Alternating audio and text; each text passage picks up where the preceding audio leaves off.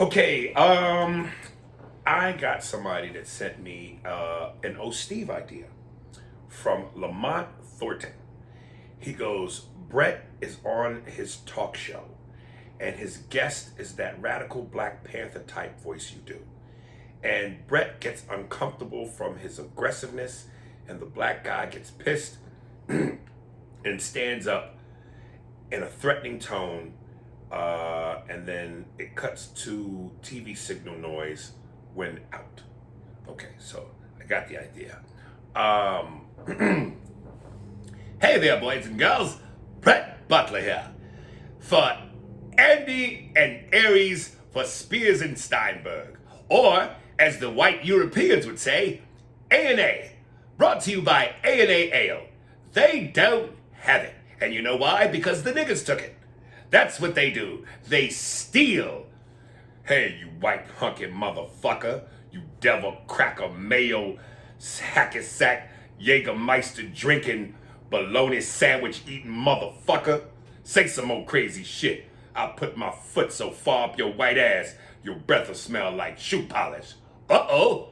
This Negro's angry. Time for me to get out of here. Let me call my security. Oh, Steve.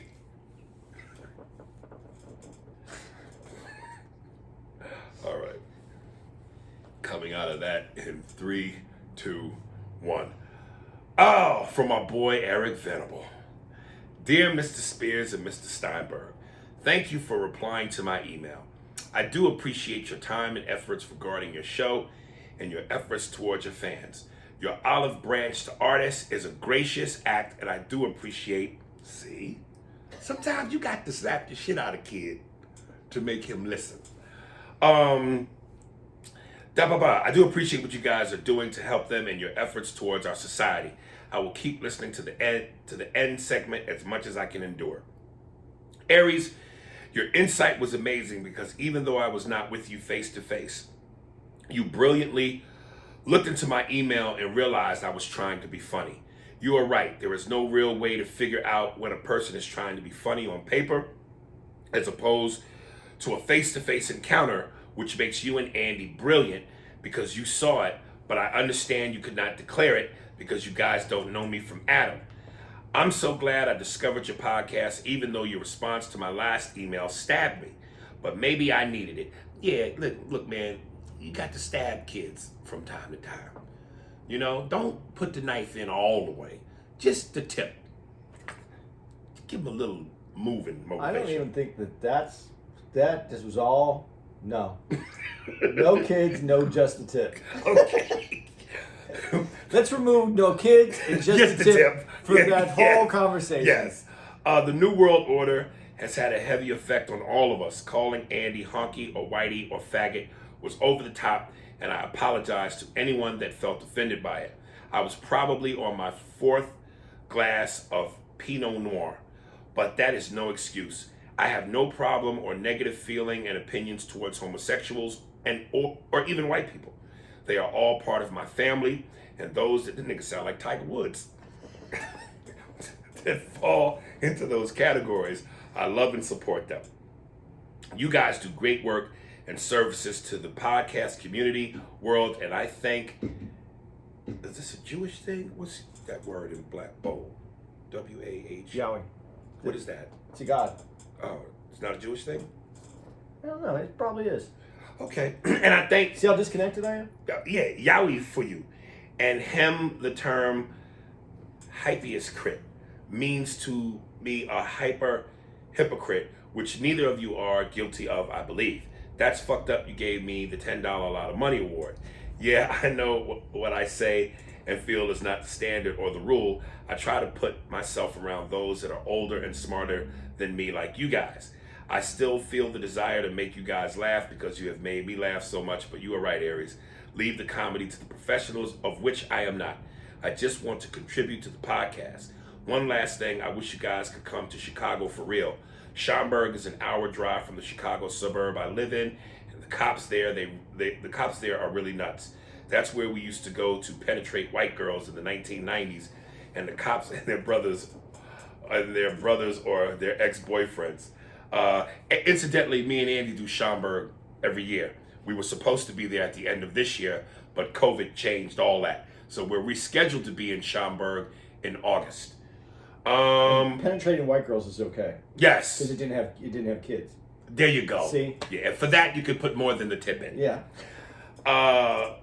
Again, thank you, Aries and Andy, for what you do. I hope one day you will play my Oh Steve, but if you don't, we're still cool. And hey, Aries, your Rudy Ray Moore is the best. I sent you 3 Oh Steves and they probably suck, but I still have some of my studio equipment, and if you can tell me what you need, I may be able to create it for you for free for now. Think about Quincy Jones instead of Herb Albert.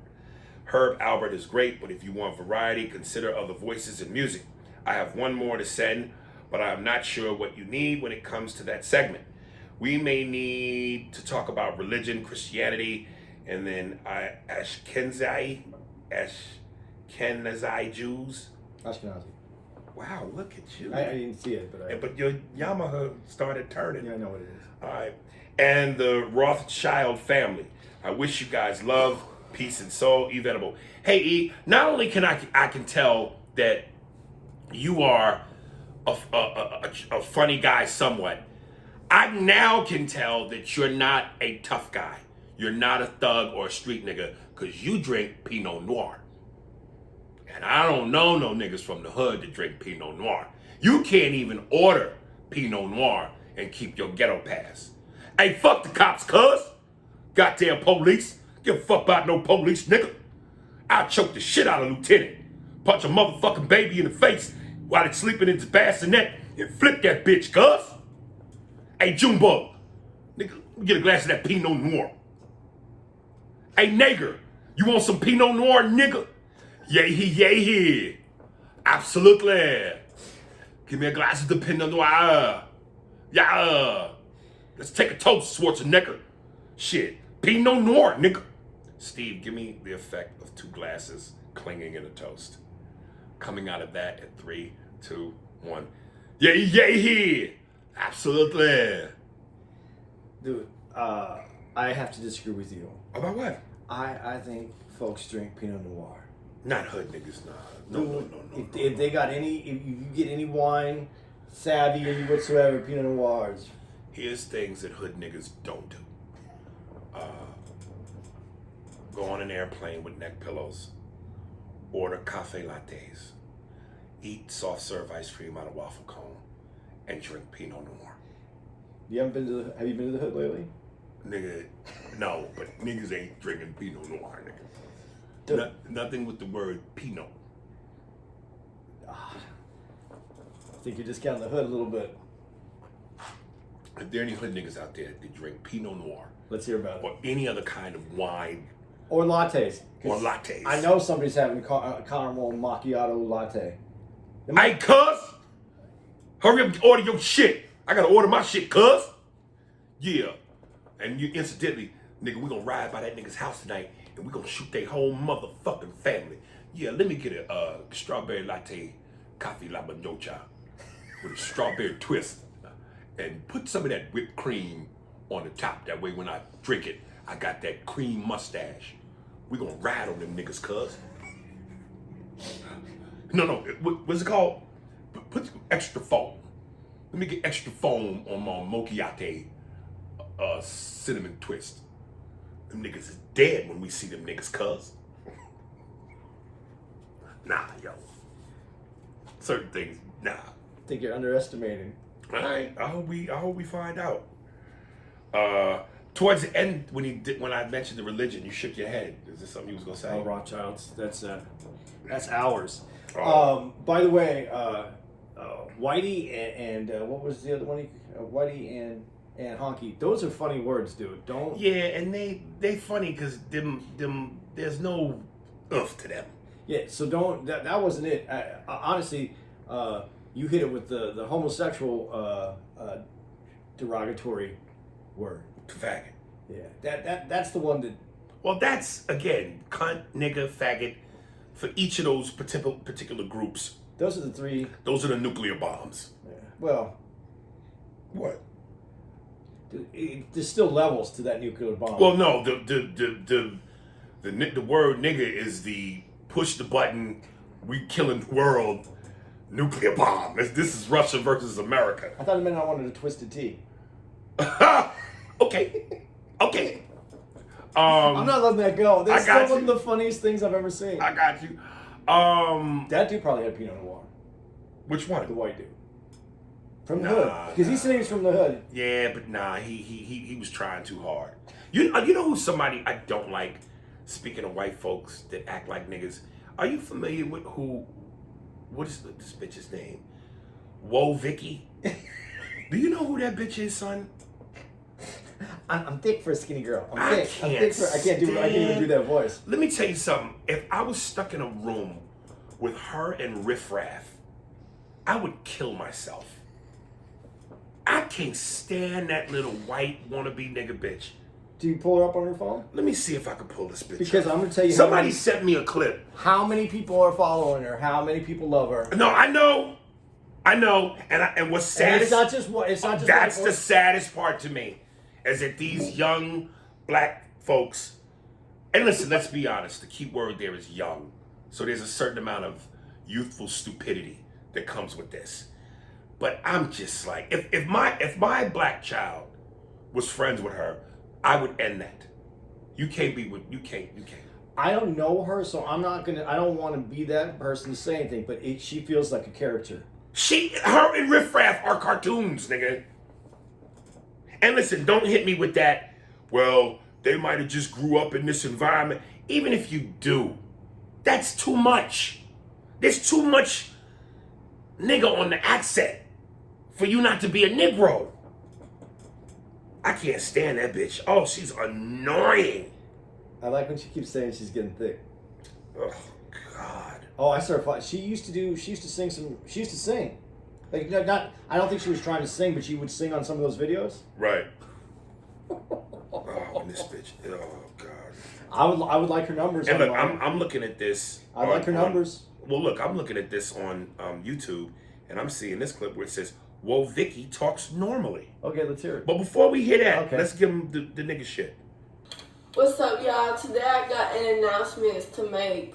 A lot of y'all, I guess y'all be feeling some type of way because y'all don't really think I'm black. But ancestry.com did tell me I was black, so I have the right to say that I'm black because ancestry. All I know is I took the test and they said I was black. Well, they said I didn't say I was black, but they said I had black in me. So You mean the niggas that fuck you? like, I don't know, because I guess a lot of y'all took it the wrong way, and like this is how I act, this is how I talk, like all that stuff, that's how I act, like that's my everyday life. If you know me in person, that's me, like that's how I've been acting. But I guess a lot of y'all took it the wrong way and like thought I was trying to act black or whatever. But no. I promise you, no. That's how I act. Like I promise you. Like if a lot of y'all got the wrong idea, I'm sorry, but please, like, don't take it that way. Cause like this is how I act. Like, and then I did grow up in the hood. You know what I mean? So like. Okay, so listen. That's so not a joke. apparently this I don't bitch know why y'all. is a southern black bitch. Please, this how I talk like. This how I. Get the fuck out of here. On myancestry.com, I'm 2% black. Are you? Let me hear it, nigga. This my ancestor told me, cause this I act. This ain't no act. So if y'all got the wrong impression of me, please, don't believe that, cause this is how I am. Get the fuck out of here, man. So this bitch is apparently black, southern, and stupid. Yeah, man, I just feel like always, it's a mockery. I just don't believe that just because you grow up around a certain situation, that you adopt talking that way. Because before she was able to have black friends and interact with black people, her parents were clearly white. So she grew up around them. Yeah, but you know when people grow up, like you hear everybody in the South, they all talk the same. Yeah, but the thing is, they grew up around, as from childhood to whenever, they grew up around black people, black relatives, black friends. So yeah, they sound the same. What I'm saying is, clearly she's white. She's not even mixed. So from being a baby to a toddler to a young child, she grew up around her parents. They didn't talk like that. We don't know. We don't see her parents. Shit. All I know is that, her DNA came back and she's black. Let me look at my ancestry.com and see if there's a hint of white richness in my family tree, so that I can switch up and talk like this. Consuela, another glass of Pinot Noir. Not to sound elitist, but when she said the top, proper English isn't something. And she kept saying that. Because I will talk properly. So that's talking white, proper? Well, I think what she's trying to say is that black people can't speak correctly. Because that's how we talk like this. Because, proper, please. But that's why I don't understand why it's so popular, her, because it's the character. She's doing a character. I think it's gross that niggas accept that. That her friends accept that. My friends that are black, if someone was to talk like that around them, right, they would be insulted by it. Not as you should be. Not just because they're white. If black dudes talk like that around them, they don't. It's not English. It's a stretch. Right. Because it's not like when the people who actually have that accent, it's not every. I'm wrong. I'm not going to say it that way. There's a way when you can tell or you feel like the person's having their conversation with how they speak, versus when that feels like a put on, like a little extra on every word. Right. But I'm not. I don't know her. Maybe that is exactly who she is. She probably likes Owen chicken. Jose Gardia. City on a Hill, episode 6. Yo, Aries, I gotta thank you for putting me on the show, City on a Hill. Kevin Bacon is a straight savage. When he tells the bartender that he got his brother drunk to get him talking, had me by the balls. Kevin tells him, with tears in my eyes, I'm begging you, don't make me do this to him, because I will do what has to be done because I'm a piece of shit. Ha ha ha, this show is sick. Thanks again, man. Now I'm kind of pissed there is no season 2. Me and you too, bro. I love it. And later I have another email where somebody kind of agreed with Andy that it took him a minute. So, that's the beauty of subjective. Well, what episodes is he talking about right now? He doesn't say. Yeah, episode 6. Oh, yeah, episode 6. It took a while to develop. But no, he didn't say that it took him to episode 6. No, he said he was in from the jump. Yeah, but he also just told you. Yeah, he told you about a particular episode. I get it, but I'm just saying. Yeah, you might have bought in at the beginning. I was skeptical, and I said I said I shouldn't have been. I should have let them develop the characters because that's what they were doing, and I said I was wrong for that. It is good, but I saw a preview. It's coming out shortly. Is it? The second season's supposed to be coming. I can't fucking wait. God, I can't fucking wait. So, I mean, I'm in. Again, yeah, you'll read the other one, and I just felt more like that dude. The other dude. But you came around though. It's not that I came around. The story got where I had it was a great story. Right. My mistake was not letting them roll out the story. Like I was in a hurry. Right. Sometimes when you watch art, because this filmmaking, I mean, the beauty of what people are doing now, being able to make a 2-hour series. I mean, each episode's 2 hours. Is making mini movies for each episode. Right. And I should look at it as art and not like when you watch. For instance, I don't know why I like this, but damn, I can't. Why would I try to remember a name? What's the military one? But it's like CSI. Military one. Yeah, it's the Navy. Yeah, I need anyway, more. NCIS. That's it. Okay. Those shows are set up where you get into the show. They give you the murder right away. Doom. The whole trying to figure it out, and they figure it out. It's a half an hour. Or an hour. An hour. So, you get that beginning, middle, and end, and you get through the beginning. Usually, this is a series, though, but they're mini movies. Dude, and I gotta appreciate the art. After shows like Sopranos, Wire, Power, The Judge, I almost can't watch regular TV now. Yeah. I gotta watch cable because there's something where the restrictions of regular TV, the dish ain't the same, man. No, but you can't say that because great writing and great Yeah, production. I know, you're Because right, when you you're watch right. Sons of Anarchy or But cable, isn't it? no, Sons of Anarchy. But it's regular. It's a network show though. Okay. It's not. It has the restrictions of the Right, the right, language. okay, all right. And so was Breaking Bad. You're right. You're right. And that's what I'm saying. I have to look at these as art and not just like the other stuff, like NCIS that I just said. That's like junk food for your brain. It gives you a quick story. Right. You feel. You feel. Did you ever get into any of the CSIs? I kind of did. I thought the way they did the shows were kind of cool, Right. but I never. They weren't mine. I don't know why I like the NCIS. It's very similar. Right. But I never watched them like on the day, Right. I watched them when they came out and when they re-released them, so you could watch whatever one came on at any time of the Right. day. I never watched like. Incidentally, if y'all don't know, I did about 3 or 4 episodes of CSI with David Caruso. I did watch your episode Did when you you're see it? all white, and Yeah, going yeah. into the jail. Yeah. Okay. Stephen Luna, regarding the listener Lawrence. Hey Aries, I was listening to the podcast, and when you were reading the email from Lawrence about wanting to be a professional wrestler, it piqued my interest. As I am currently training, as a professional wrestler, but please let him know it is hard to break in. But if Lawrence is serious about it, there are plenty of wrestling schools around the states. As of right now, Santino Brothers Wrestling Academy is the only one I know of that offers an online course to learn what to expect before stepping into the ring. Keep up the great entertainment. See that, Lawrence? You got other people out there trying to help you too, brother. So pursue that dream, baby. Don't ever let nobody stop you. Yes. No, pursue your dream. What do you want? What am I going to do then? Say something. You got a mic.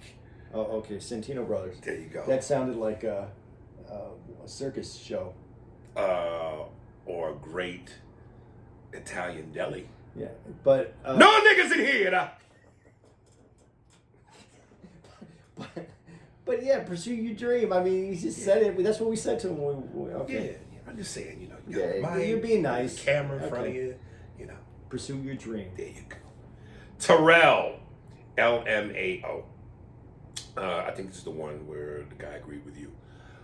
What's up, my guys? I was listening to the last email episode, and damn, I laughed the whole drive home. That shit had me dying. Brett Butler doing long slogs was fucking hilarious. People were probably looking at me like I was crazy. I was laughing so hard. I just finished watching City on a Hill after you guys first recommended it. I know what you're saying, Andy, about it being slow in the beginning. It took a minute to really get into it. For me, I got into it around episode 5. I think Kevin Bacon let Clay off easy. Had that been me, and you hurt one of mine, I'm turning into Ving Rhames in Pulp Fiction. 5 hard-hitting pipe niggas. I'm getting some hard pipe hitting niggas to go to work with, some pliers and a blowtorch. But overall, a great show. Next, I'll be checking out Good Lord Bird. Finally, Aries, I know your thoughts on females kicking ass in movies. I just wanted to know if you heard about the new Equalizer show coming out with Queen Latifah as the main character. Anyway, keep doing your thing, fellas. Terrell Jackson. You missed the most important part of that quote. What? I'm gonna go medieval on their ass. I'm gonna go medieval on their ass. Dude, yeah, I'm looking forward, of course, to City on a Hill season 2. I think I'm looking forward to season 2 of Good Lord Bird. But if Ethan Hawke ain't in it, I might bail. I might fucking bail. Dude, it's gonna be good. The story's Ugh. good. Alright, you just took the meatballs The story's out the good. meatball sandwich, nigga, and just gave me bread, sauce, and cheese. Yeah, dude, I know about the Queen Latifah thing. Have you ever met Queen Latifah?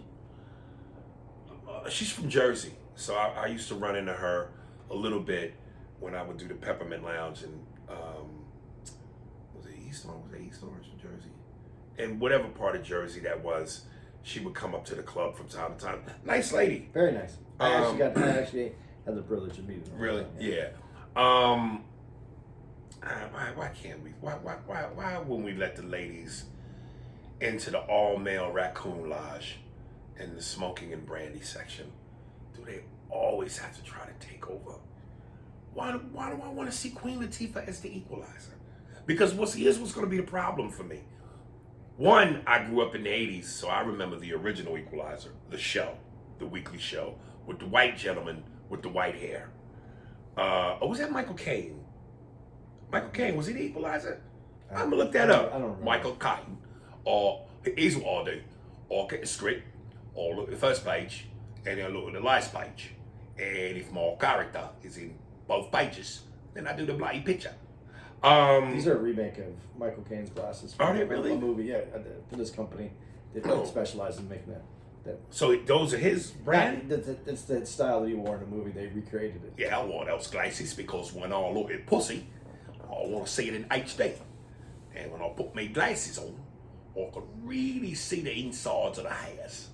And I could tell where she's been. And if I see and if I sense cocoa butter, then I know a nigga's been eating it. All right. Dude, see, you brought up Michael Caine. I'm going to take us off. Dirty Rotten Scoundrels was on Yes. the other day with him and Steve Martin. Yes. Did you ever see this movie? No. Dude, it is an 80s. He's in it? Yeah, it's in an 80s movie, but it is.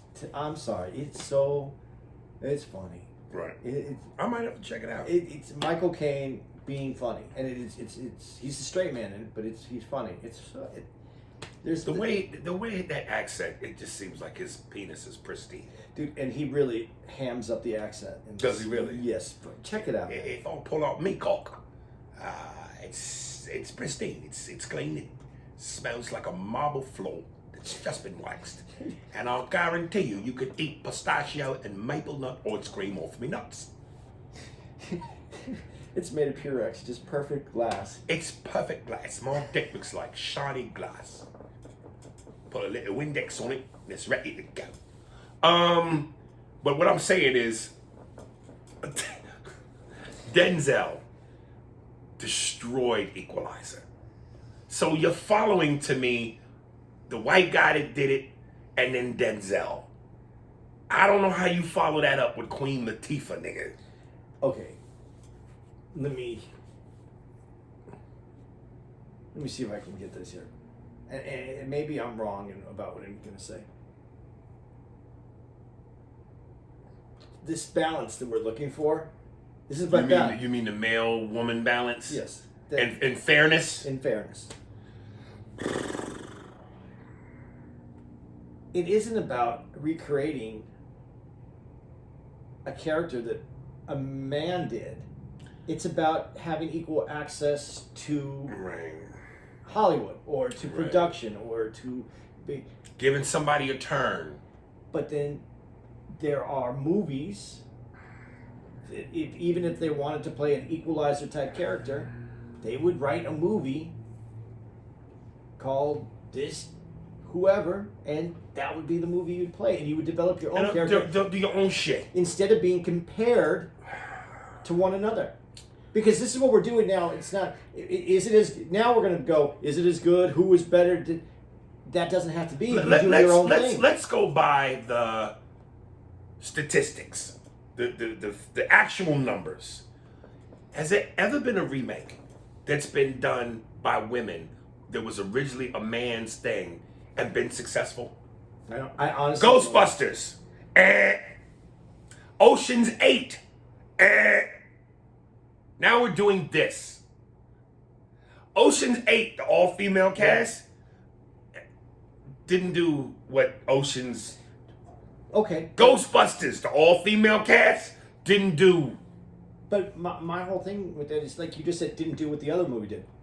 If we need to, if we're looking to do movies that are an ensemble piece of women to show how great the actresses are and how their ability, which I think can easily be done, it needs to be their own. It doesn't need to be comparative. It doesn't need to be our oceans versus your oceans.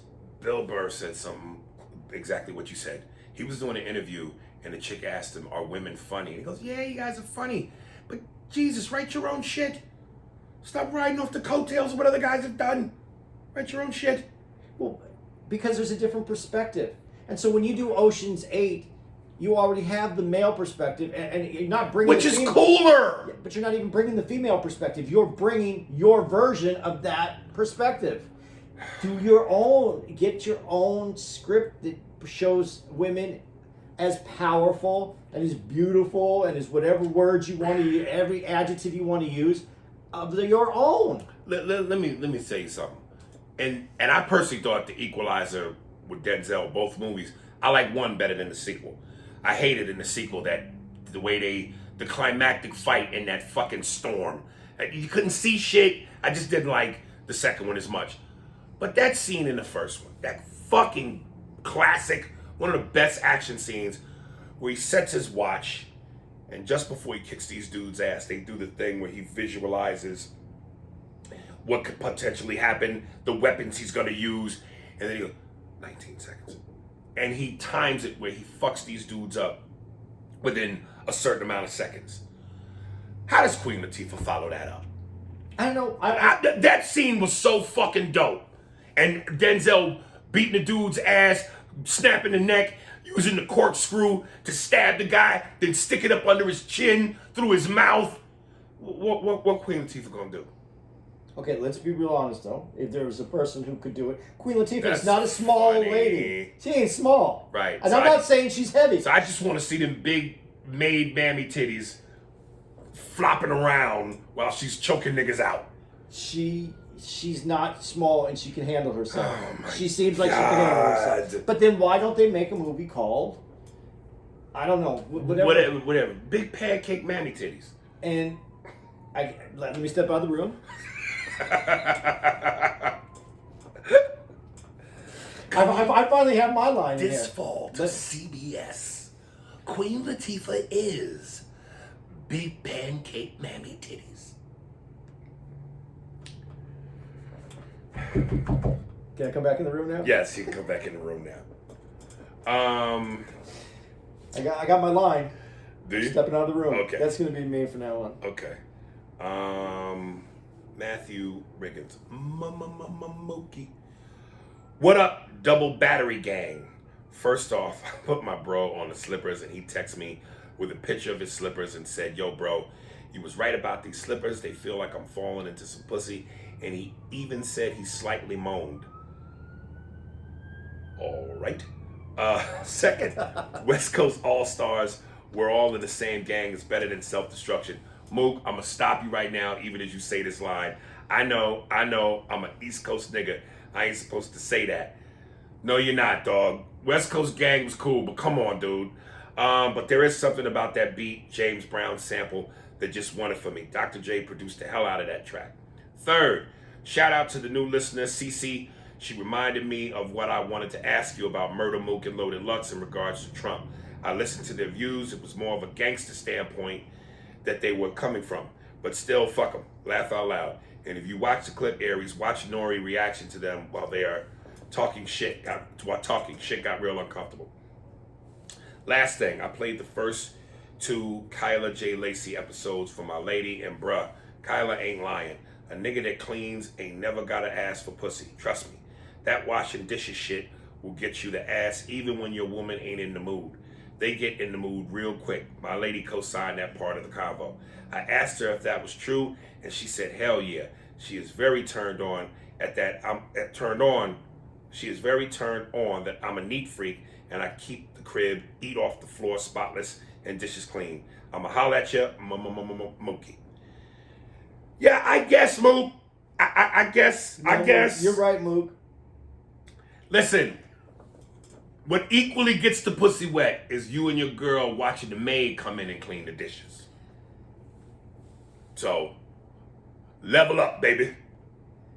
Now, you know what? I just, you doing them, I think, can get it. Because she can see you doing that extra for her. Sometimes it's just about the extra. A maid coming in, so you expect the maid to come in. But that time when you think, oh, there's dishes in the sink, I got to pick up and I got to go do it. And then you swoop in and you just handle it. No, just... Me washing dishes is like Queen Latifah playing the Equalizer. What is washing? You mean you pick up the plate and put it in the dishwasher? No, you hand wash. I think that's what it means, right? Doing dishes. I put them in the dishwasher. Well, that's what most people do now. So even washing dishes is like having an 8-track player. But she didn't have to do it. You just put it in the dishwasher, and she gets to go to her room, and she gets to relax, and she hears the dishes clanking, and she's like, he's doing that for me. And she's already in the room. Now what's she going to do? In the room doing what? Getting ready. Well, I got to know you're getting ready. I got to know you're getting ready. I can't wash no dishes and you sitting on the couch watching TV. The Popeyes commercial is on right now. I sent out a post recently. I wish I could turn it. You want me to turn it on? No. I said Popeyes needs to stop using niggas blatantly to sing and sell chicken. White folks, Asians, and Hispanics like chicken too. I'm tired of seeing these niggas on Popeyes singing and Jody chicken. It's getting out of hand. Baby, I got Popeyes. We don't need to do that. All right, Mo, I hear you. My man TJ. This is a 2-parter. Okay. What's up, Aries? Captain Kirk syndrome. What's up, Aries? I got something for you. I just recently saw the biopic about the investment hustler Jordan Belfort, titled Wolf of Wall Street, starring Leonardo DiCaprio. I'm just now seeing that, dog. The film was interesting, but what shocked me was the ending, where they actually show that today Jordan is a best-selling author and a motivational speaker and does sold-out teaching seminars around the world. He puts in black bold print. This really shocked me. I mean, the man lied, cheated, stole billions, and destroyed people's lives and partied hard while doing it too. And he also got away with it in the end without getting punished too harshly. He got minimum sentencing, a light, low security prison that had a gym, a tennis court, a gourmet cafeteria too. Today he leads a comfortable life and his legacy is being celebrated in the biopic. This fascination white America has with white male cinematic heroes who lie, cheat, steal, and get over easy in style while getting laid with hot women, getting paid and rewarded, and maybe even hurting people without being punished has recently become something that I notice a lot more in cinema. I now call it Captain Kirk syndrome. If you remember the mythology behind Captain Kirk in Star Trek, the legend is that when he was in Starfleet Academy, he cheated on a major Starfleet test and went on to become the greatest Starfleet captain who ever lived. In the prequel Star Trek films with Chris Pine, they portray this in the first prequel film. It also makes me think about, that's 'cause I'm white. It also makes me think about the film Top Gun with Tom Cruise, which is a film I grew up on. But now I can't watch it because the film triggers me. Think about it. In the film, Cruise plays a Navy pilot who always goes too fast, breaks the speed barrier, breaks the rules, endangers his wingman and his crew. He buzzes the tower, he goes below the hard deck, breaks formation, and yet the Navy sends him to the #1 flight school in the country. He's the #1 pilot. Then he bangs his hot female instructor undercover. Remember the iconic volleyball scene? Well, he rides over to Kelly McGillis' house after playing volleyball in 90-degree weather and smelling funky, and yet she lets him into her house and ignores the fact that Tom Cruise smells bad. And then to top it off, he gets his best friend killed because, again, was going too fast and was too aggressive while in formation, and yet this character is an American hero. And I noticed this pattern in other films. Iron Man with Robert Downey Jr., American Psycho with Christian Bale. This idea of getting away with murder in style and the idea of doing anything to get over and getting rewarded for it while hurting others. It now triggers me because I see white men who behave or try to behave like this in the career field I work in, where they get away with lying, cheating, and stealing and almost rewarded for it. Can Will Smith, Denzel, Idris, Chadwick Boseman, Michael B. Jordan do films like this? Hell no. They are usually portrayed as hardworking, righteous men who must overcome adversity and do the right thing. Like I said, black men are not allowed to have Captain Kirk syndrome. Before I comment, let me ask you what you think about all that. You think it's true? The black men aren't allowed to? Well, there's the Will Smith movie where he plays the hero that's an alcoholic, and that he actually has superpowers. Hancock. Yeah. So that Not that one But some, negates but some would say, why the brother got to be a drunk? well, to prove his point wrong. That you can't, they can't make a movie that way. Jordan Belfort, the problem I have with his the whole thing that he set up, he used Jordan Belfort and The Wolf of Wall Street, which is a true story, Right. or at least based on a true story, Right. and then Iron Man and Captain Kirk, which are not true stories. But I understand the point that he's trying to make. But with Belfort, the reason he got what he got is because when you're rich, you can get a lot more. When you're rich and you're famous, you can get more. And when you're that rich and you've done favors for other rich people with influence, it changes how you're punished. Wealth gets a little bit of a pass, It's not or better treatment. It shouldn't get a better. It shouldn't, but it does because people can call in favors for you. So the Captain Kirk story, I don't. Unfortunately, I'm not making fun of your Star Trek knowledge. I don't have that deep of Star Trek knowledge, but I'm sure you're correct on what he said. I don't know how it was portrayed. They tried to portray Tom Cruise. First of all, I do have some problems with the Tom Cruise one. One, you said his hot girlfriend. I saw that movie, Top Gun. I never thought Kelly McGillis was attractive. So you could have said his blonde girlfriend. right? I would have went with blonde girlfriend. I'm not saying she was ugly. She wasn't. She was a different type of girlfriend in that movie. They were portraying him as someone who was dysfunctional that had to be saved. That's Yeah. Plus, the bad boy image yeah. is always sexy. And he was fighting because his dad, he couldn't find out about what happened to his dad, and he had this chip on his shoulder, and that's why he had to be saved. He was being saved. The whole thing is about him being saved. I remember one time, I think this was before you. This might have been with Neri. I was at the West Palm Beach Improv, and you know how they always show the previews of the comedians coming. Tracy Morgan was coming, and he was doing some bit about superhero movies, and he said something in the clip about, man, I don't want to go see the Hulk. Just another movie about a white man being super. Who said that? Oh, Tracy right, Morgan. And I've always said this, man. Look, movies and television, it's one of the most powerful mediums in the world. And so often, not just here in America, but people all over the world look at us and our movies and our TV and our culture, and they go, that's America. And, you know, when you're on that screen and you're the hero and your chest is out and your jaw is square and you get the pussy and you drive the car and you go, I'm James Bond. Even though James Bond is a British thing, nonetheless, it's white persona. And, you know, that's a powerful fucking image. And, you know, listen, man, oh God, power. It's all power. And, you know, the history of America has always been white folks love power. So that's where that comes from. Like I said, I get a lot of flack for being arrogant.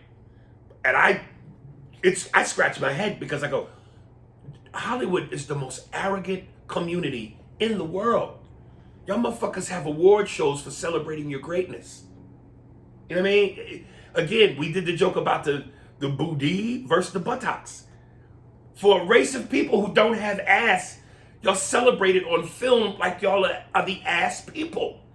When we know the Negroes are the ass people. Look at them. Look at their rear ends. They're huge, they're round, they're bubbly. Brett Butler, yeah?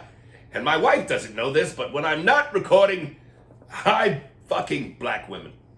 I often go to the hood, acting like I'm a patrolman. I carry a badge and a nightstick. And then when I get a chance, I rouse up the Negro women and I give them my white stick. All right. So yeah, man, it's a powerful thing. It's a power trip. I think it's a power trip. And listen, certain upper echelon Negroes, Denzel is, and me and Andy said this at one point, he's the Sidney Poitier of our time. So guys like him, Will Smith, I might throw Idris Elba into that, and Michael B. Jordan is starting to approach that. These are the untouchable niggas. They get to do what white guys get to do.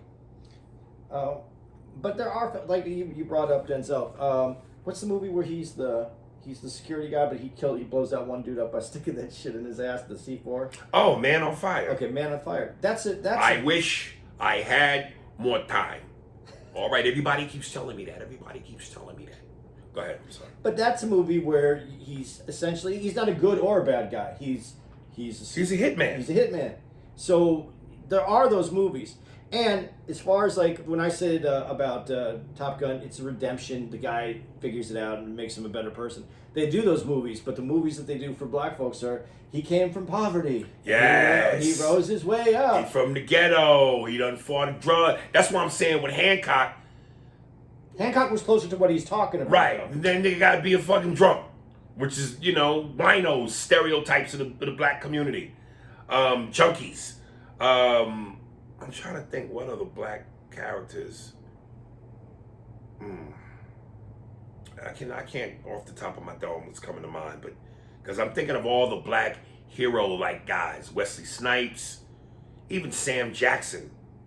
Yeah, but when you take most movies, there's always a redemption character in the movie. There's always somebody that's being redeemed in these movies. Right. And that's kind of what the theme is. When you said the Captain Kirk thing, I don't know because I didn't see it, but I just think he cheated, but then he became, and then he overcame, and it's the Hollywood way, I guess. Right. But that's why these stories are going away. But when you talk about, that's why I said I had a problem with it, because then you put it into comic book heroes. Well, comic book heroes are completely based on overcoming and right. the good against the bad. So of course they're all going to be that way. Right. So what did you agree? Disagree?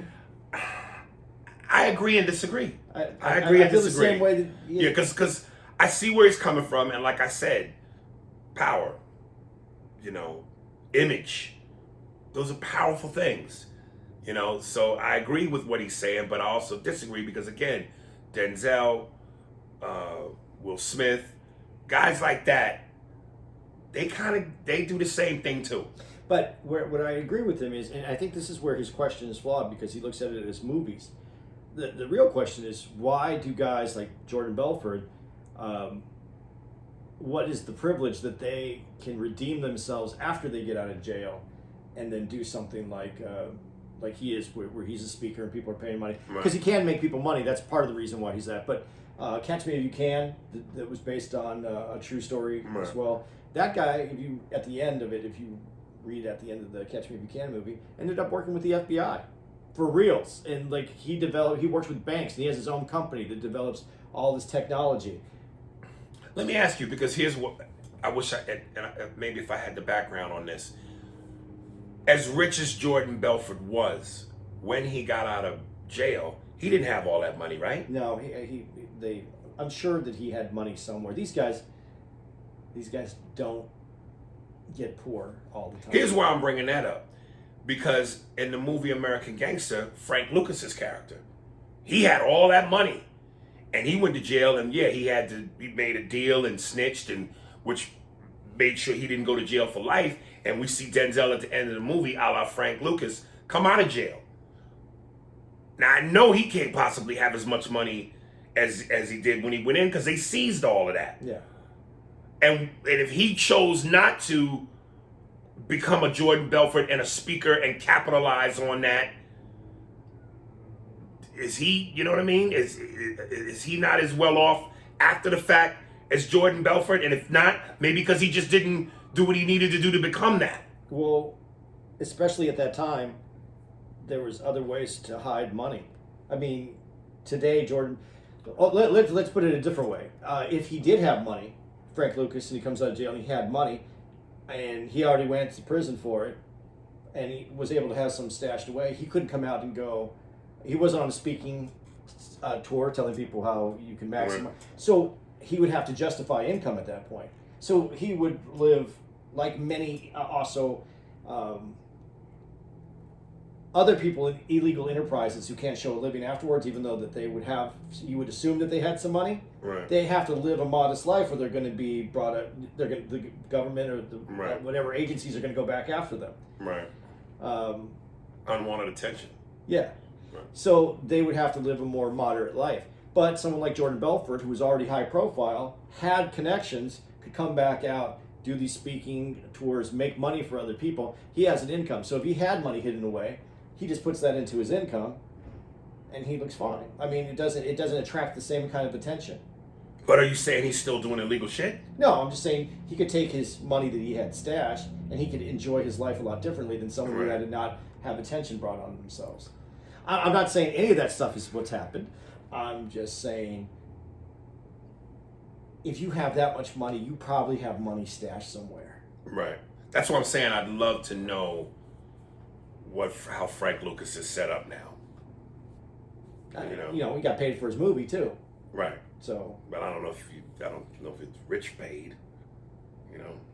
do you think someone like Frank Lucas would let you know how much money he had? Oh, absolutely not. So that's the difference. Like Right. Jordan Belfort was always happy being the star of the show. Right. There's an arrogance that comes to. There's a difference arrogance when you're making illegal money in the eyes of the public, where you are like, because he had a starring role. He was doing something Right. legal, but he was on the illegal end of it. But he was still Right. doing something legal. He just did it in an illegal way. When you're doing something that's illegal, In a legal way. In an illegal way. then you have a different lifestyle choice that Right. you have to do, because you can't let people know that you have this. And I was privy to some of that as a young man. What in is Arizona. that? What is what? What you got on? It's a very, very, very nice suit. It's a very, very, very. It's a clown costume, huh? You're making too much noise.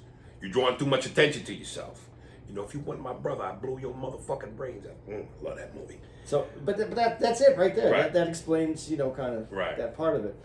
But I think what I would get to in his question that I just danced around is, why do white people have a different second chance than people who might not ever get out of jail? And that to me is more his question. That to me feeds more into what he's asking.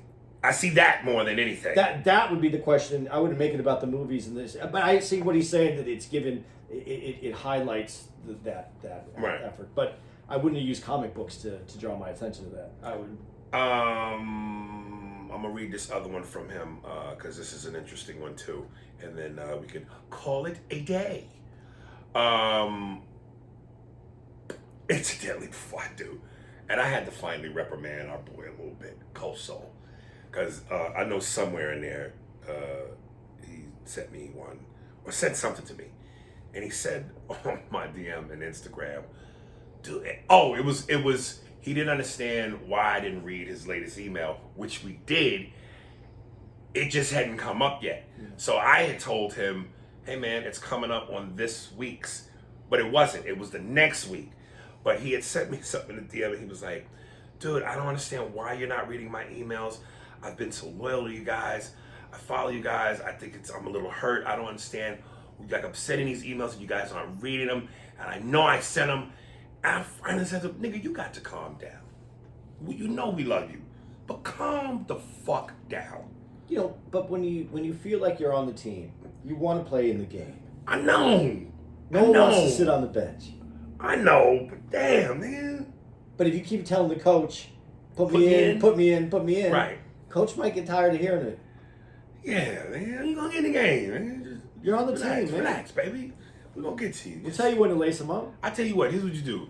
While you're in the tub, dunk your head under the water and keep it there. And when we're ready for you, I'm gonna reach in the water and just shake your head and you come up. Okay. From TJ, Michael B. Jordan with Steve Harvey's daughter. Yo, Aries, I got another one for you. Michael B. Jordan is now dating Steve Harvey's daughter. Before I say what I'm going to say, let me just say that I usually don't focus on celebrity dating because I don't care about that type of shit. What a man does behind closed doors is his business. But I thoroughly enjoy the Creed movies, so when Michael B. Jordan does something, I might notice it a bit more. In 2018, Michael B took a trip to Italy with his homeboys, and everywhere he went, the beaches, the clubs, the streets, those Italian white women bum rushed Michael and his crew. If you don't believe me, Google Michael B. Jordan in Italy. The paparazzi photographed him over there in detail. Let me just say this. When I see brothers like Michael B. go on tour in Europe, I'm always happy to see it because Europeans in general have deep respect and reverence for successful black American men who are artists. I'm sure you've experienced this, Aries, right? Oh, you betcha. I'm just a regular civilian guy, and I'm decent looking myself, and I always have a positive experience when I'm there. Your manhood is something they cherish and celebrate. It's a huge contrast from what we experience here in the USA dealing with American racism and the dysfunction and nonsense I experience dealing with our black race. In Michael's case, he was a successful actor/artist who plays a muscle-bound hero in movies. So I'm 100% certain he was having a great vacation. That is until his Italy vacation photos quickly surfaced online and American black women proceeded to roast and toast Michael hard. The roasting got so bad and out of control that Michael actually tried to address it in several interviews. TMZ even began reporting on the online roasting he was getting. It became out of control. Now, 2 years later, he emerges from the quarantine with Steve Harvey's daughter. Coincidence? Aside from how I feel about Steve Harvey, his current wife and his coon-tastic ways, yuck. His daughter is basically a beautiful, a beautiful young socialite chick. She's a rich man's daughter who dates rich gangster rappers. P. Diddy and Future have messed with her already, and she's only 24 years old too. It's a bad thing there. Very young girl. She does not have a lot of life experience. She could be a great girl. I don't know. I know that sometimes actors and entertainers do the celebrity dating thing as a way to keep their name in rotation so they can keep working. It's helpful to their career sometimes. I guess this is Michael caving into the deep pressure he's under. It's sad, really. I don't think it's a coincidence that he announced he's directing Creed 3 and that he's messing with Steve Harvey's daughter. Let me stop right there. I don't necessarily know how those two tie into controversy about black women and him, but let me finish. I guess this is a media rollout. He probably sat down with his team and his close friends and said, okay, I got to do something. What is it? I've got to do something. This is what I'm going to do. He's quelling the anger of black women online and stepping up his profile as an actor. Again, let me stop you. Him directing a movie and dating Steve, well, maybe the Steve Harvey's daughter angle, but not the movie, not the directing the movie. He probably, but the brother deserves better. He is literally in a position where he can have any woman he wants, any type he wants. He is literally a black prince and can just point and pick from the buffet. He absolutely does not deserve Future's leftovers. If you don't know about how ratchet this Future guy is, go look up his back and forth with Scottie Pippen and his ex-wife. But again, I guess Michael is trying to micromanage his fame and keep the millions and billions rolling in. Remember, Chadwick Boseman died, and he had less than $1 million in the bank, and he was the #1 black actor in the universe after Black Panther, which is sad. I guess Michael B. doesn't want to be like that. All right, let me put on my special shoes because this is Floor Creek conversation. I understand what you're going for, and I'm going to first say, look, love is love. Life is short. People should love who they want to love, regardless as to race. And I remember a while, a little ways back, not too far back, I sent out the post of Dr. Umar Johnson berating any black man that's not with a black woman.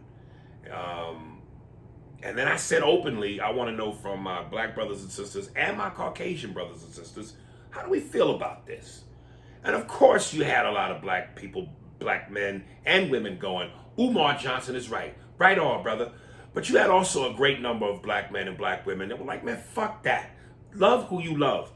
So that being said, I'm not necessarily saying it's right, but I understand why black women get upset and berate black men for this. Because again, you have to understand that culturally, black women have always been made to feel like they're not good enough. They're not pretty enough. This is why I go back to the thing about movies and imagery. Because when the rest of the world sees what America thinks is the epitome of beauty, what does it always show? What are the two terms they always use when describing beautiful women?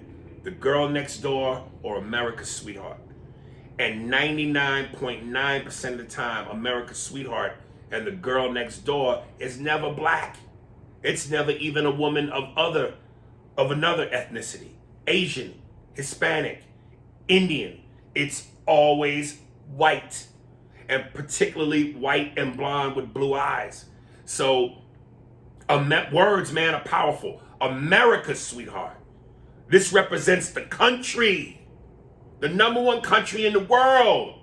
And she's the sweetheart. And she's never dark.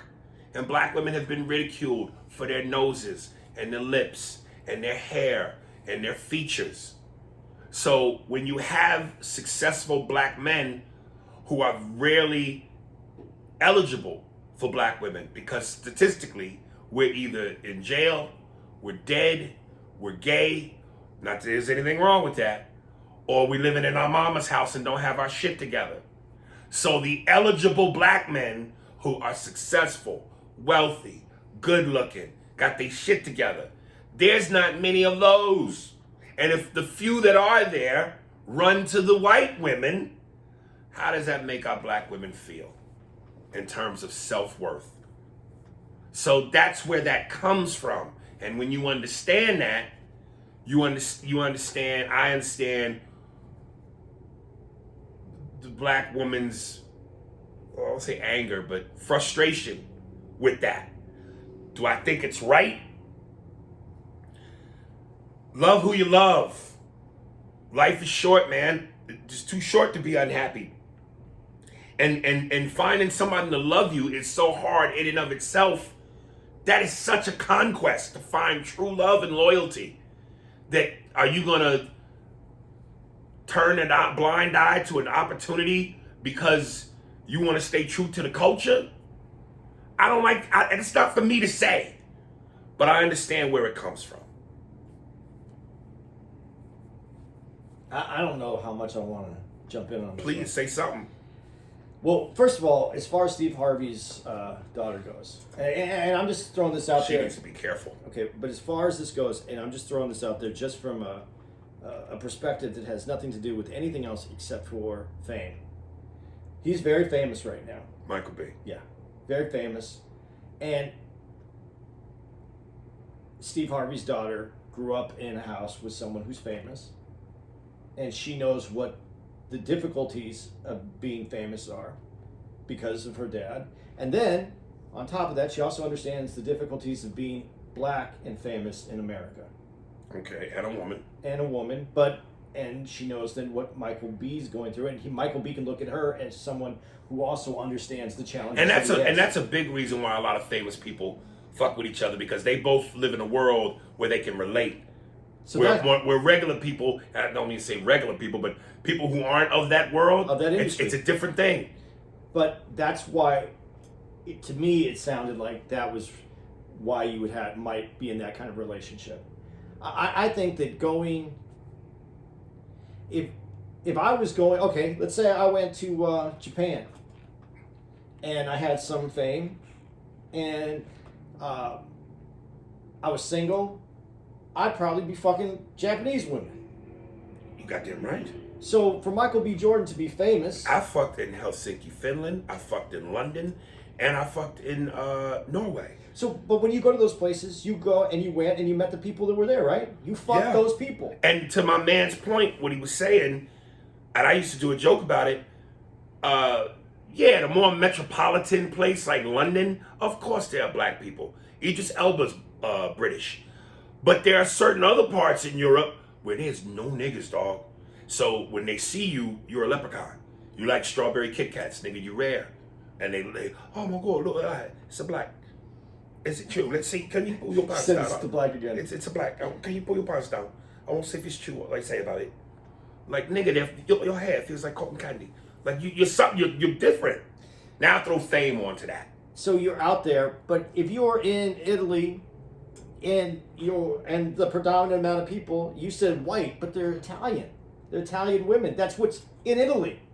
You're gonna fuck Italians. Right. If you go to France, you're gonna fuck French. Yeah. You're trying to put. But if he goes to Africa, is he fucking Africans? Well, then is he fucking the white South African? Now we can do that. But when you say Italy, yeah, there's black people in Italy, but if you're walking around Italy, it depends on where you are in Italy too. Like you just said, depends on what area you're in. Right. So I don't get that from that. Yeah, he might have been getting roasted, but he was in Italy fucking. So get roasted all you want. You're in Italy fucking. You know what sounds good to me right now? Being in Italy. Fucking, yeah. So yeah. I took this a completely different way, just because. But I'm not looking at it from a racial component. I'm looking at it how I You're look looking at at it it as a man. Yeah. With fame and money. And kind of a cap, as you call me, kind of a cap kind of way. The thing though that I want to say, this is where I didn't want to go, but I'm here. Let's go. Yeah.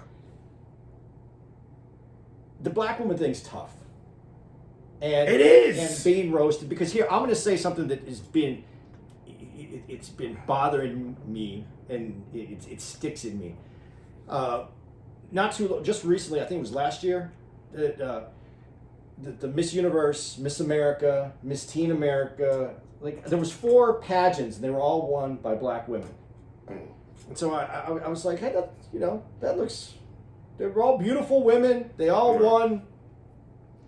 I'm not saying that means we're post-racial problems. I'm just saying that was something. That was something to actually go, that's nice. Right. For me, that's nice for the black. Is that how you said it? The black community? The black. The black. I think it's something that would be prideful to be able to go, look, our people, it broke all the barriers, all the boundaries that had been previously in front. When I read one of them, and then I read other people who agreed with this woman who said, oh, that's all bullshit. They all had European features. Right. Oh, the black women. The black women. I was like, are you fucking kidding me right now? First of all, European features, I'd like people to know, are North African features. That's what those features, the smaller nose, the point, those are features that were found in North Africa. I didn't know that. Everything that we are in the world comes from Africa. The black man, the black people. It actually comes from the black woman. Even better, out the black pussy. So that being said, and to the man who said that I acknowledged that it was black, and when I kept on saying brown, I'd just like to remind everybody the point of that is that without white people, there wasn't the need to define. It was just you were that Africans. You were African. But even when you say that, and again, folks, I know for those that listen to this podcast, and for those that are starting to, you're going to hear some repetitive shit, but there's a method to the madness. This is why, again, I go, when white people go, get over slavery, the effects. We have been, what is the word I'm looking for? Where we've been not taught or whatever, this division within our own community. When you say that, I didn't know that about the northern blacks, but it was always our noses were too wide, our lips were too big. These are what's known as, this is what's been known as the black features. We got wide noses, we got big lips, we got kinky hair. So I see what you're saying. So to try to separate the two is ridiculous. It's ridiculous. But that's what part of the internal fight has been. The more nigger you are, the bigger your nose, the nappier your hair, the bigger your lips, the darker your skin. Then these Ethiopians aren't feeling it then. Because Ethiopians have a lot of more of the European features as they... Because there are some black people that would say to you when you said the thing about the black Miss Americas, yeah, they black, but damn, they ain't black, nigga. Why don't they get one who's black, big nose, big lips, instead of the white features? That's the argument with, some would make about Barack. Yeah, he was black, but he was half white. Yeah, he was black, but he wasn't really dark. Whereas, would they have hired a nigga that looked like Bernie Mac? I can't see. It's different for me. I think it's ridiculous. But it's also different for me because I don't live the same life as a black man in America or a black woman in America lives. I don't live that life. I live this life that I live, and so I don't have the emotional context that you would have to this. But when I see this and when I say things like black is an American idea. Everywhere else they were Africans, they were wherever they were from, they were Ethiopia, they had a designation. America, because of slavery, is where black came from. There's plenty of black leaders all throughout the world that said that they don't like the word black because it gives you no definition of who you are, because you can't just be a color. Right. But we have kind of separated that, where now there's black and white. So maybe I don't know what is correct in this. But when we were having this discussion and I saw those black women, and I was like, if they were driving down the street in America at midnight in a whatever area, they're black. If they're going to get pulled over as black women. They get put out. When Tiger Woods got pulled out of his car, America didn't look at him as, oh, Tiger Woods, greatest golfer. They just saw the black dude there. So these are technically, and speaking, these are black women that are here in that car. They're perceived black. They are black, and instead of taking some kind of pride in the people that represent you, you denounce them as not you enough, and I didn't understand that. I didn't understand that, but like I said, I don't walk through this as you. I don't walk through it as a black person, so maybe I'm completely fucking off. Listen, I don't know if Michael B. Jordan is fucking with Steve Harvey's daughter because he legitimately likes her, or it is some sort of let's fix this moment. But you also have to keep in mind, and this is just a reality, he just might like non-black women. That just might be his thing. Everybody, your taste is your taste. If I personally like vanilla ice cream. I like chocolate too, but I love vanilla ice cream. I like the taste better. You can't force me to like pistachio nut if I don't like pistachio nut or butter pecan. Some niggas just might go, I don't like black women. He might be one of those dudes. But you said something last night that, even though you said that you don't feel that way, you said I don't feel that way. Like you looked at those 4 black women and you were like, they're black women, right? Yeah. But there is an innate part of you of what blackness is versus, and the only way I can say this is last night we were at, where were we? Twin Peaks. Twin Peaks. And there was a beautiful black girl that was working there. Yeah. And she walked by and you nudged me and I said, yeah, that was your type. Yeah. Oh yeah, that's the white guy type.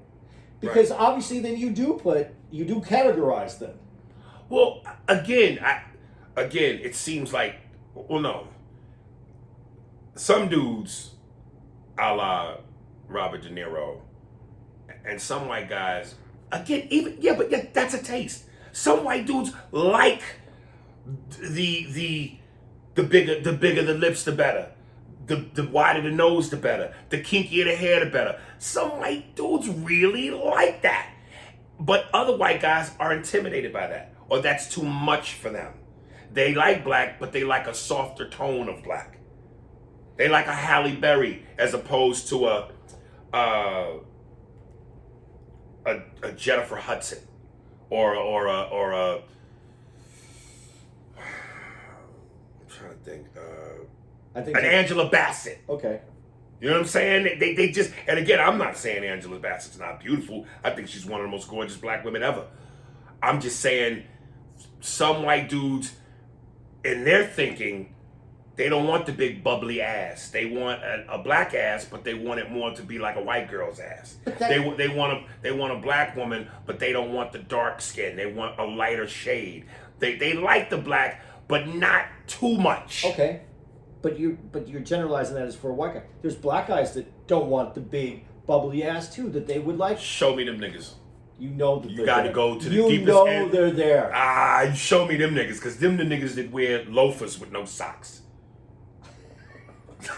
Telling you, man. The neck bone eating, fucking, you know. But you see, you're categorizing again. How? Because now you said the black guy that's the neck bone eating. You're categorizing black again. I am, but there's some truth to it. Okay. So then the black women are kind of right. Kind of right in terms of. There's some truth to what they're saying. He might, like you just said. But that just might be his thing, though. Okay. That's just my thing. You know. But okay, and as we keep talking about it, this is where I should have stepped out of the room instead of continued with this. As we talk, Look. I have an attraction to all women because again, beauty is beauty, and I don't give a fuck what race it is. Top tier beauty is you see a bad bitch, she a bad bitch. 100%. Period. And I'm not gonna pass up being with a bad bitch because of a skin tone. In terms of trying to smash, in terms of foreverness, that's different. But in terms of trying to smash, but there are degrees to white women. I'm not fucking the white girl that looks pasty with completely no ass, completely no lips, no hips, and just looks pasty, nigga. That's not attractive to me. I like a white woman that's got some tan, a little orange to her skin, has a little bit of ass and cushion. Okay, so and you know, because it's closer to who you are in the black community of the women that you like. Yes. So for a white guy, if he was looking, he said that's the white guy girl. It's because she's closer. Yes. So it's but I said that. Yeah, but that's all it is. It's what we're used to. Right. What we are around. That's not the same. That's not right. the same where you're pulling out and saying, well, I can't. That doesn't make a difference about those 4 women because they don't. But there are some black dudes and some white dudes who won't do it at all. Yes. There's some brothers that go, yo, I don't fuck with white girls, yo. There's no problem with that though, because you don't have to. Yeah. Well, your taste is your taste. Again, I just don't want to get away from the point. I understand where it comes from with black women, the frustration. I understand the frustration, but then in a moment where it's just about women, right? They still found a way to shit on those women. Right. Well, that necessarily you shouldn't do. You know what I mean? Like I don't know. I just didn't understand it, and to me, when I saw that, I was like, how do you expect white people to make progress when black people are shitting on their own, and for no reason? There wasn't a reason. It wasn't like these are the most beautiful women, and they're not held up to maybe that's what their feeling was, because they were held up on a level that said these are what black women are supposed to look like. There you go. And that's critical because again, it feeds into the psyche of I'm not good enough because my lips don't look like hers, my nose don't, my hair doesn't, my skin doesn't. Yeah, but see, this. I forgot the name of the actress. She just said that she wasn't. She took her wig off and she wasn't wearing it anymore because. Viola Davis. Whoever said that your natural hair wasn't beautiful? Now I know that culturally. And most black women don't even like to wear their natural hair. I think it's beautiful. I do too. So, if it's done right. Well, I know you're going to say, yeah, I know you. I think, yeah, and I get that if it's done right, but straight hair, white hair, I don't want to call it white hair, straight hair, if it's not done right, it looks like shit. Everybody's hair looks like shit when it's not done right. I happen to, you know what it is? I just happen to be a person who really likes different cultures. I hate it when you know, that whole thing when people would say, I don't see color, and I hated it for a different reason. Not because I felt it was racist. It was because if that's really where you got to, that means you can't see the beauty in all the different colors, in all the different cultures, in all the different things that the world has to offer. Why would you want to live that way? See color, appreciate it. Yeah. I'm just... In theory, yeah. But I get that I finally realized that I'm not... Like, do you think Viola Davis is beautiful? I don't think she's beautiful, but I do think she's not unattractive. No. She isn't my style. She's right. my style. But see, this is what I'm saying. To some white guys, Halle Berry in her prime is a shoo-in. Viola Davis would be too much. That's, you know. No, but we had this conversation.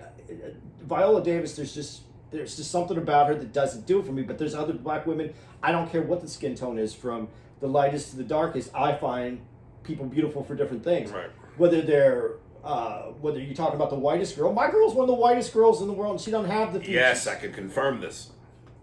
But I like I like going all the way to the other end of the spectrum. All right. I think there's things that are beautiful about it. This was funny to me because you said lips. My girl doesn't have full lips. I think full lips are amazing. And then there's this new anchor on CNN, the blonde chick, Right. and she has full lips, and I want her to tell me the news every day. Right. Yeah. It's just, but there's features in people that I Right. like. It doesn't Listen, have. I think Rachel Maddow was sexy. See, that's not my style. It's something sexy about Rachel Maddow, and I wouldn't stand a chance because she's gay. Yeah, well, I'm not. That's not my. Right. So, but I could put.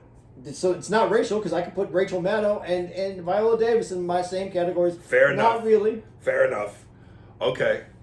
There we go. Yeah. That didn't get as bad as I thought it was, but I'm sure I'm going to get some letters anyway. And I almost can tell you the part. Which part? Let's see. The Viola Davis part. What that was? Oh, because. But you cleaned it up well. Oh, I when what you initially said felt like, oh shit. But you know you made sense. It made sense what you said. But also to say that her character in what was the superhero movie she did? Suicide Squad. Yeah, I did not like her character, and it kind of ruined her for me. Right. I'm not even kidding. I mean, a character Right. can ruin it for Right. me. And when she was in that movie, And let me just say, because I think even I'll get some frowns. When I brought up Viola Davis, I wasn't trying to say she wasn't pretty, but like you, she's not my speed. okay, You know what I'm saying? So because I even felt when I said that, I don't want people to go, damn, why are you trying to knock Viola Davis? I'm not, no, that wasn't, you know. But you brought up Angela Bassett. Yes. I think she's. Yeah. They're the same complexion. I just, Angela Bassett just would be more my cup of tea. I'd be a little scared of Angela Bassett only because I think she could kick my ass. And that's why I would love her.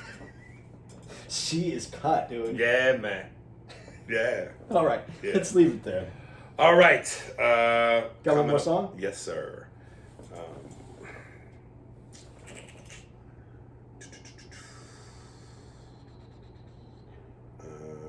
Forgive me, Steve. Cut all this bullshit time out.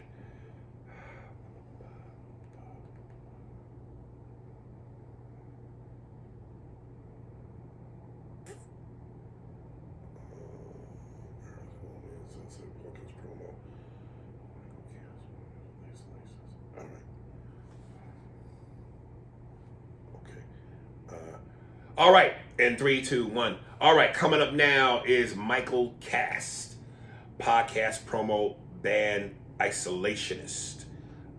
Thanks for the opportunity.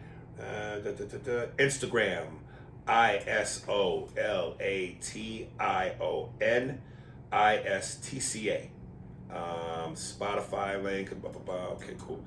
I think the song is called Tension. So Michael Cass, Isolationist is his Instagram, and it's called Tension. Enjoy.